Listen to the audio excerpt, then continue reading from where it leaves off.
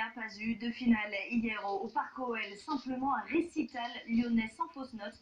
Victoire 6-5 contre Monaco.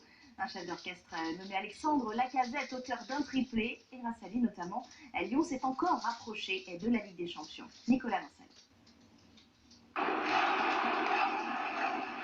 Tout s'est passé comme il l'avait imaginé, et même un peu mieux. Ce match, cette finale pour la deuxième place face à Monaco, les Lyonnais s'y sont longtemps accrochés. Ils étaient pourtant seuls à y croire fin février quand ils accusaient 10 points de retard sur les Monégasques. Mais leur pari est remporté. On refuse d'abdiquer, on a la culture de la gagne à Lyon. Et au mois de janvier, quand le président m'a demandé de prendre l'équipe, on s'était dit qu'on pouvait encore aller chercher cette deuxième place. On voit ce soir tout ce qu'on a fait pendant 10 ans pour arriver à avoir un stade qui permette de jouer à la Champions League. Et puis ce soir, c'est la Champions League. Donc voilà, il y a beaucoup d'émotions. Beaucoup d'émotions et beaucoup de buts. L'OL mène 2-0 après 8 minutes grâce à Guézal et Lacazette. Je savais que l'équipe allait gagner ce soir. On était trop bien. À l'échauffement déjà, on sent quelque chose.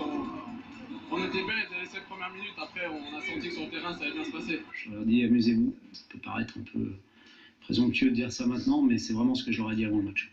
Les Lyonnais ont respecté les consignes avec cette victoire 6-1 face à des Monégasques vite réduits à 10. Lacazette, grand artisan de la remontée de l'OL, s'est offert un triplé. Yangam Biwa, un doublé. Mapou a fait une turable. C'est là. Donc il ne pouvait pas nous arriver grand-chose ce soir. Bruno Genesio, premier coach lancé en cours de saison depuis 20 ans à Lyon, aura donné raison à Jean-Michel Aulas. La saison prochaine, l'hymne de la Ligue des Champions résonnera bien au Parc OL.